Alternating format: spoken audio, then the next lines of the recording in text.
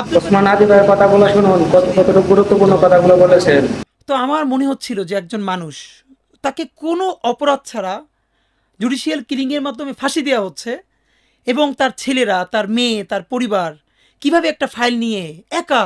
তো পরের দিন ওনাকে যখন ফাঁসি দেওয়া হলো, এবং পরে জানলাম ওনার ঢাকার বাসায়ও হামলা করা হলো এবং ওনার বাচ্চাদেরকেও সেটা দেখতে দেওয়া হলো না। আমি জানি না ভাইয়া কী হয়েছে আমার। আমি আমার বাসায় গড়াগড়ি করে চিৎকার করে কাঁদতেছিলাম। আমি কোনোদিন আব্দুল কাদের মোল্লাকে দেখি নাই, যে আমাদের কোনো বড় নেতা তো দূরের কথা, শিবিরের কোনো বড় মানুষের সাথে আমার কোনোদিন আলাপ হয় নাই। শুধু আমার ডিপার্টমেন্টে যারা করতো তাদের সাথে আমি চিৎকার করে গড়াগড়ি করে কাঁদতেছিলাম। আমার মনে হইতেছিল যে আমার অতি পরিচিত একজন মানুষ, যে মাজলুম, তারে আমাদের সামনে বসে, এই এখানে আমার বাসার পাশে কোর্ট, আমার বাসা রামপুরা, এই এখান থেকে এত কাছে, তারে ফাঁসি দেওয়া হইলো কোটি কোটি মানুষের সামনে। আমরা দেখতেছি কিন্তু কেউ কিছু বলতে পারতেছে না। আমি এটা নিতে না পারি, আমার মনে আছে আমি গড়াগড়ি করে শব্দ করে কাঁদতেছিলাম। কিন্তু ভয়াবহ অভিজ্ঞতা হলো, আমার বোনও তখন কাঁদতেছিল, কিন্তু সে এসে আমার মুখ চেপে ধরছে।